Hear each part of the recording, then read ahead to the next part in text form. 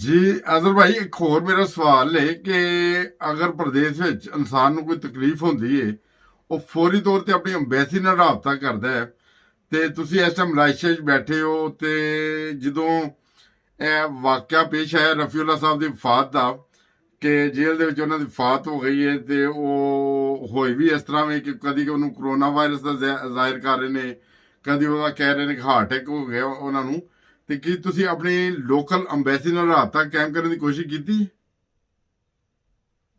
ਜੀ ਅਸੀਂ ਰਫੀਉल्ला ਸਾਹਿਬ ਦੀ ਵਫਾਤ ਤੋਂ ਪਹਿਲੇ 1 ਮਹੀਨਾ ਪਹਿਲੇ ਰਾਬਤਾ ਕੀਤਾ ਹੈ ਕਿ ਉਹਨਾਂ ਨੂੰ ਦੱਸਿਆ ਕਿ ਜੀ ਇਸ ਤਰ੍ਹਾਂ ਸਾਡੇ ਮੇਰੇ ਭਾਈ ਨੇ ਉਹ ਜੇਲ੍ਹ ਵਿੱਚ ਨੇ ਔਰ ਬੇਗੁਨਾਹ ਉਹਨਾਂ ਨੂੰ ਅਰੈਸਟ ਕਰਕੇ ਤੇ ਜੇਲ੍ਹ 'ਚ ਰੱਖਿਆ ਹੈ। ਲਿਹਾਜ਼ਾ ਇਸ ਮਾਮਲੇ ਸਾਡੀ ਕੁਝ ਮਦਦ ਕਰੋ। तो उस टाइम एम्बेसी ने बड़ा फौरी क्विक जो रिस्पॉन्स दिता है कि ठीक है असं उन्होंने कोशिश करते हैं। और 2 दिन बाद उन्होंने दोबारा फोन आया और उन्होंने जिस तरह ही पता चलिया कि रेफ्यूजीज ने, तो उन्होंने उस तो बाद जो साडे नाल कोई राबता नहीं किया, बल्कि उल्टा असीं कॉल करते रहे हैं उन्होंने, एक नहीं कई दफा कॉल की उन्होंने साडा फोन ही रिसीव किया है। ਅੱਛਾ, ਇਹਨਾਂ ਕੋਲ ਬੰਦਾ ਪੁੱਛੇ ਕਿ ਅਗਰ ਕੋਈ ਪਾਕਿਸਤਾਨੀ ਹੈ ਉਹ ਰਿਫਿਊਜੀ ਹੈ ਤੇ ਉਹ ਹੈ ਤੇ ਪਾਕਿਸਤਾਨ ਦੇ ਸਿਟੀਜ਼ਨ ਹੈ, ਅੰਬੈਸੀ ਨੂੰ ਤੇ ਇਹਦੇ ਮੁਤਾਬਕ ਫੌਰੀ ਤੌਰ ਤੇ ਐਕਸ਼ਨ ਲੈਣਾ ਚਾਹੀਦਾ ਹੈ। जी बिल्कुल, हर मुल्क की एम्बेसी जी है अपने शहरी वास्ते फौरी तौर पर आवाज उठाती और जो भी कानूनी प्रोसेस होंगे वो कंप्लीट करती है। मैं ये समझना कि पाकिस्तानी एम्बेसियां जिथे भी है ने वो मौसर आवाज उठान तो फिर पाकिस्तानियों ने दूसरे मुल्कों किसी किस्म की मुश्किलात नहीं हो सकती। लिहाजा जो एम्बेसी वाले ने जिन्हें भी इन्होंने रुकन ने वो मुखलसाना कोशिश करते नहीं है, कोशिश करन ते सन पाकिस्तानियों ने दूसरे मुल्कों के मुश्किलात पेश ही ना। सही, मेरी गलबात हुई सी, हम है पाकिस्तान तंजीम है वो ओवरसीज पाकिस्तानियों की बहुत हेल्प करते हैं।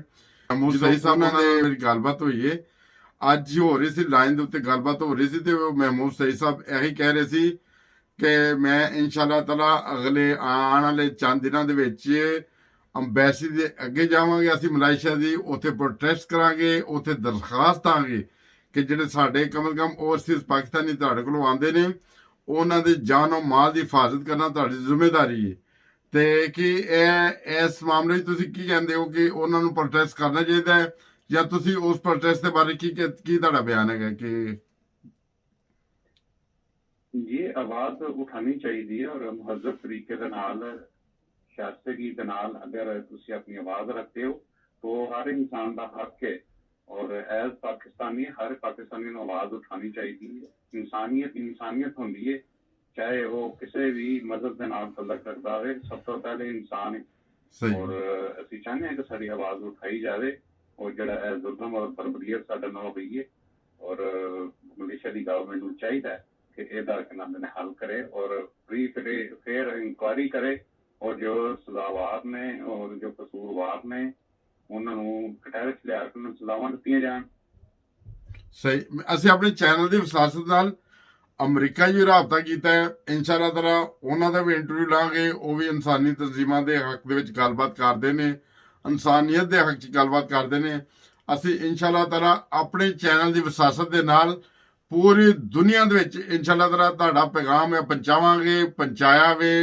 ਔਰ ਆਇੰਦਾ ਵੀ ਕਦੀ ਕਿਸੇ ਓਵਰਸੀਜ਼ ਪਾਕਿਸਤਾਨੀ ਨੂੰ ਦੁਨੀਆ ਦੇ ਕਿਸੇ ਕਿਨਾਰੇ ਦੇ ਉੱਤੇ ਕੋਈ ਤਕਲੀਫ ਹੋਏ ਉਹ ਸਾਡੇ ਚੈਨਲ ਨਾਲ ਜ਼ਰੂਰ ਰਾਬਤਾ ਕਰਨ। ਅਸੀਂ ਉਹਨਾਂ ਦੀ ਆਵਾਜ਼ ਨੂੰ ਅਸੀਂ ਪੂਰੀ ਦੁਨੀਆ ਤੱਕ ਪਹੁੰਚਾਵਾਂਗੇ। ਤੇ ਸਾਡੀ ਇੱਕ ਵੀਡੀਓ ਉਹ ਵੀ ਆ ਰਹੀ ਹੈ, ਇਨਸ਼ਾਅੱਲਾ ਤਾਲਾ ਅਸੀਂ ਪੇਸ਼ ਕਰਾਂਗੇ, ਜਿੱਥੇ ਦੁਨੀਆ ਭਰ ਦੇ ਵਿੱਚ ਰਹਿਣ ਵਾਲੇ ਜਿਹੜੇ ਪਾਕਿਸਤਾਨੀ ਨੇ, ਮੁਹੱਜ਼ਬ ਪਾਕਿਸਤਾਨੀ, ਉਹ ਇਸ ਚੀਜ਼ ਦੀ ਬੜੀ ਸਖਤੀ ਨਾਲ ਮਜ਼ਬਤ ਕਰ ਰਹੇ ਨੇ।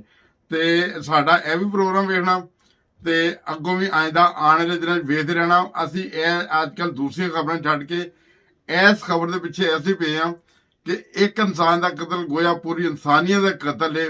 ਤੇ ਇੱਕ ਸਾਡੇ ਪਾਕਿਸਤਾਨੀ ਦਾ ਭਰਾ ਦਾ ਵੀ ਅਗਰ ਕਤਲ ਹੋਇਆ ਵੇ, ਨਾਹਕ ਕਤਲ ਹੋਇਆ ਹੈ ਜਾਂ ਜੋ ਵੀ ਸੂਰਤ ਪੈਦਾ ਹੋਈ ਹੈ, ਉਹ ਪੂਰੀ ਇਨਸਾਨੀਅਤ ਦਾ ਕਤਲ ਹੈ।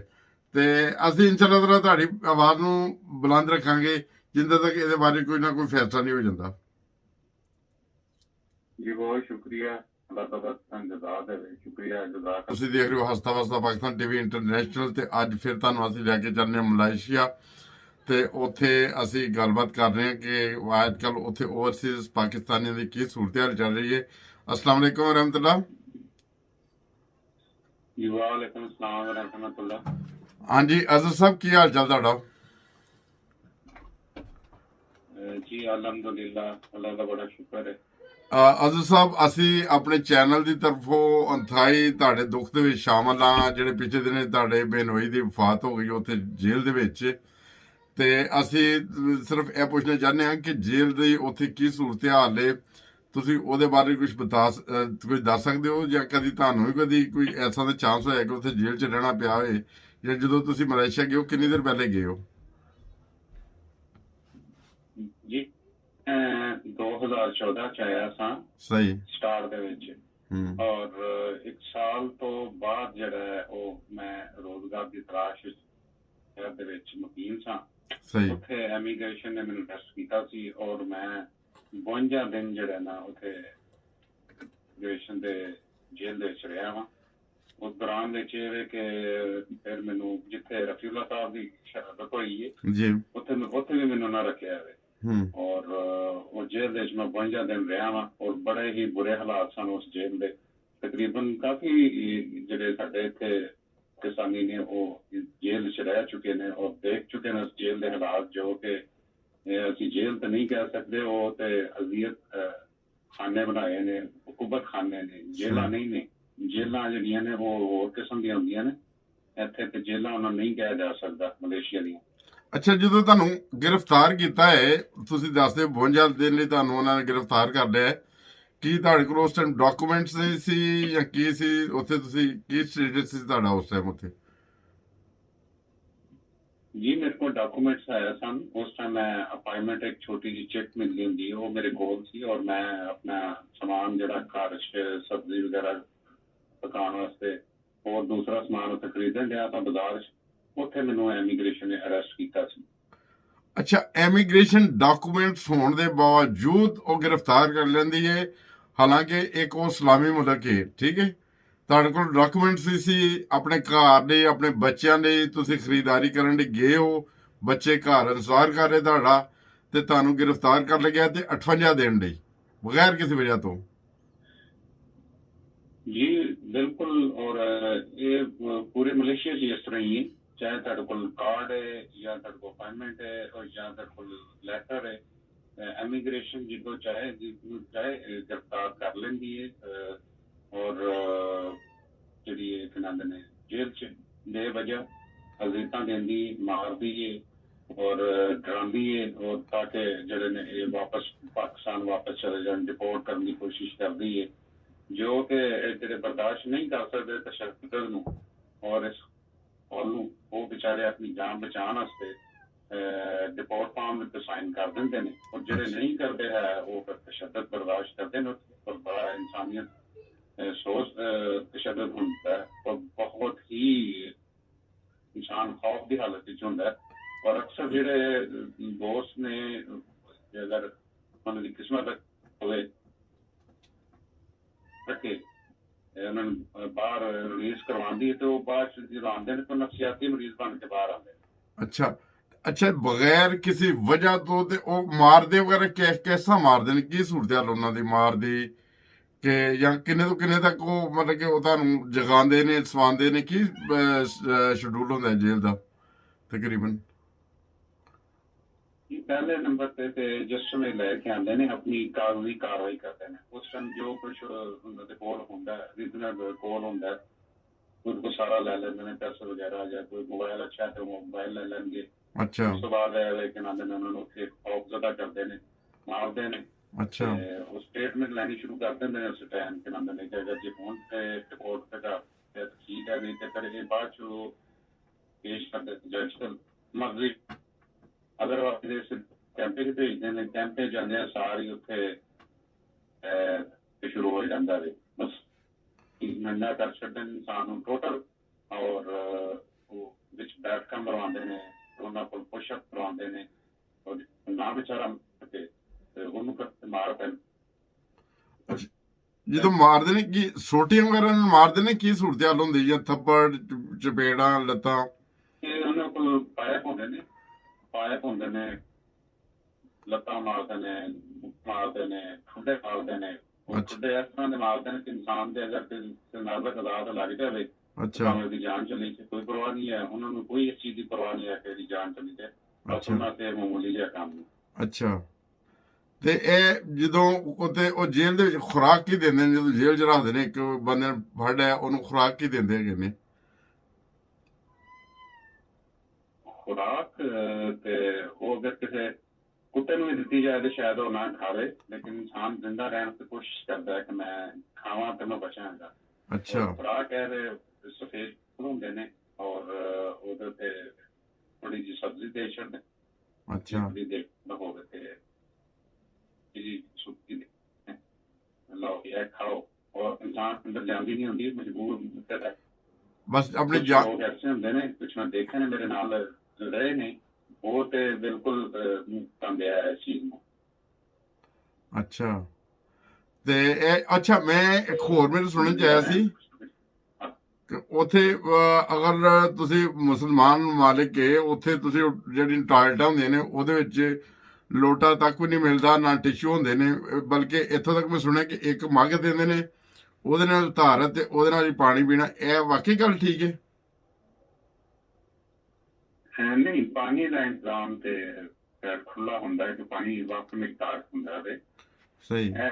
ਉੱਥੇ ਹੀ ਨਹਾਉਣਾ ਹੈ, ਉੱਥੇ ਹੀ ਉਸੇ ਪਾਣੀ ਨੂੰ ਯੂਜ਼ ਕਰਨਾ ਹੈ, ਉੱਥੇ ਹੀ ਸਾਰਾ ਕੁਝ ਜਿਹੜਾ ਸਮਾਲ ਹੁੰਦਾ ਹੈ ਹੁੰਦਾ। ਉਹ ਨਾ ਅਗਰ ਮੈਂ ਪੀਂਦਾ ਰਿਹਾ ਪਾਣੀ, ਉਸ ਪਾਣੀ ਦਾ ਅਸਰ ਜਿਹੜਾ ਇਹ ਹੋਇਆ, ਗੰਦਾ ਪਾਣੀ ਚ ਫਿਲਟਰ ਤਾਂ ਨਹੀਂ ਨਾ ਹੁੰਦਾ ਹੈ। ਹਾਂਜੀ ਮੇਰੀ ਜਿਹੜੀ ਗੁਰਦਾ ਹੈ ਕਿ ਜਿਹੜਾ ਖਬੀ ਮੁਤਾਸਰ ਹੈ ਤੇ ਹੋਰ ਸਰੀ ਮੈਂ ਗੁਜ਼ਾਰਨ ਡਿਆ ਮੈਂ ਤੇ ਤਕਲੀਫ ਵਿੱਚ। ਅੱਛਾ, ਉਹ ਜੇਲ੍ਹ ਦਾ ਪਾਣੀ ਪੀਣ ਦੇ ਨਾਲ ਤੁਸੀਂ ਦੱਸ ਰਹੇ ਹੋ ਅਜ਼ਰ ਸਾਹਿਬ, ਜਦੋਂ ਤੁਸੀਂ ਉੱਥੇ ਰਹੇ ਹੋ ਕੁਝ ਦਿਨ, 50-52 ਦਿਨ, ਤੇ ਤੁਹਾਡਾ ਗੁਰਦਾ ਵੀ ਖਰਾਬ ਹੋ ਗਿਆ ਉਹਦੇ ਨਾਲ? ਜੀ ਅਕਸਰ ਜਦੋਂ ਮੈਨੂੰ ਤਕਲੀਫ ਹੁੰਦੀ ਹੈ, ਦੋ ਦਫਾ ਮੈਂ ਹਸਪੀਟਲ ਜਾ ਚੁੱਕਿਆ ਗੁਰਦੇ ਦੀ ਵਿੱਚ ਤਕਲੀਫ ਦੀ ਵਜ੍ਹਾ ਨਾਲ ਹੀ। ਅੱਛਾ ਔਰ ਉਹਦੇ ਅਸਰਾਤ ਫੌਰੀ ਤਾਂ ਨਹੀਂ, ਲੇਕਿਨ ਬਾਅਦ ਉਹਦੇ ਅਸਰਾਤ ਬਾਹਰ ਹੋਏ ਨੇ ਉਹ ਗੰਦਾ ਪਾਣੀ ਪੀਣ ਦੀ ਵਜ੍ਹਾ ਨਾਲ। ਔਰ ਬੜੀ ਤਕਲੀਫ ਵਿੱਚ ਮੈਂ ਗੁਜ਼ਾਰਿਆ ਟਾਈਮ। ਅੱਛਾ ਅੱਛਾ। ਮੈਂ ਅੱਜ ਕੱਲ੍ਹ ਵੀ ਕੁਝ ਬਹੁਤ ਸਾਰੇ ਦੋਸਤ ਹੁੰਦੇ ਨੇ ਜਿਨ੍ਹਾਂ ਦੀ ਖੁਆਇਸ਼ ਹੁੰਦੀ ਹੈ ਕਿ ਅਸੀਂ ਮਲਾਇਸ਼ੀਆ ਆ ਜਾਈਏ। ਸ਼ਾਇਦ ਉਹ ਸਮਝਦੇ ਨੇ ਕਿ ਜਦੋਂ ਮਲਾਇਸ਼ੀਆ ਹੈ ਉਹ ਬਿਲਕੁਲ ਮਲਾਇਸ਼ੀਆ ਜਰਮਨ ਦੀ ਤਰ੍ਹਾਂ ਹੈ, ਬਿਲਕੁਲ ਉਹ ਯੂਰਪ ਦੀ ਤਰ੍ਹਾਂ ਹੈ। ਮਗਰ ਇਹ ਤੁਹਾਡੇ ਕੋਲ ਸੁਣ ਕੇ ਸਾਨੂੰ ਪਤਾ ਚੱਲਿਆ ਜਿਹੜੇ ਮਲਾਇਸ਼ੀਆ ਸਾਡੇ ਰਿਫਿਊਜੀ ਆਉਂਦੇ ਨੇ, ਜਿਹੜੇ ਸਾਡੇ ਭੈਣ ਭਰਾ ਆਉਂਦੇ ਨੇ ਪਾਕਿਸਤਾਨ ਤੋਂ, ਚਾਹੇ ਕੋਈ ਔਰਤ ਹੋਏ ਜਾਂ ਮਰਦ, ਕੋਈ ਤਫਰੀਕ ਨਹੀਂ ਕੀਤੀ ਜਾਂਦੀ, ਉਹਦੇ ਤੇ ਜਦੋਂ ਮਰਜ਼ੀ ਜ਼ੁਲਮ ਕਰ ਦਿੰਦੇ ਨੇ। ਇਹੀ ਸੂਰਤ ਹਾਲ ਦੱਸ ਰਹੇ ਹੋ ਤੁਸੀਂ? ਜੀ ਬਿਲਕੁਲ। ਦੋ ਸਹੀ ਸਮਝਦੇ ਨੇ ਕਿ ਸ਼ਾਇਦ ਮਲੇਸ਼ੀਆ ਇੱਕ ਬੜਾ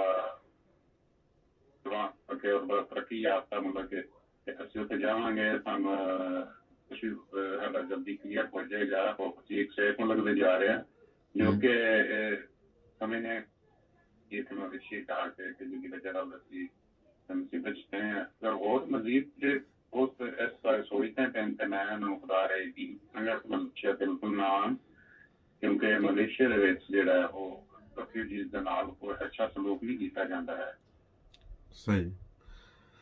ਤੇ ਦੁਨੀਆ ਭਰ ਤੋਂ ਸਾਡੇ ਨਾਲ ਬਹੁਤ ਸਾਰੇ ਅਖਬਾਰੀ ਨੁਮਾਇੰਦੇ ਵੀ ਰਾਬਤਾ ਕਰ ਰਹੇ ਨੇ। ਜਦੋਂ ਸਾਡੇ ਇਹ ਪਿਛਲੀ ਅਸੀਂ ਤੁਹਾਡੇ ਨਾਲ ਪ੍ਰੋਗਰਾਮ ਕੀਤਾ ਸੀ, ਤੁਹਾਡੇ ਕੋਲ ਪੁੱਛਿਆ ਸੀ ਕਿ ਤੁਹਾਡੇ ਜਿਹੜੇ ਬੇਨੋਈ ਨੇ ਉਹਨਾਂ ਨੂੰ ਜੇਲ੍ਹ ਦੇ ਵਿੱਚ ਕੈਸਾ ਉਹਨਾਂ ਨਾਲ ਸਲੂਕ ਕੀਤਾ ਗਿਆ ਜਾਂ ਕੀ ਸੂਰਤ-ਹਾਲ ਹੋਈ, ਕੈਸਾ ਉਹਨਾਂ ਦੀ ਵਫਾਤ ਹੋਈ, ਉਹ ਤਫਸੀਲ ਨਾਲ ਤੁਸੀਂ ਦੱਸਿਆ ਹੈ।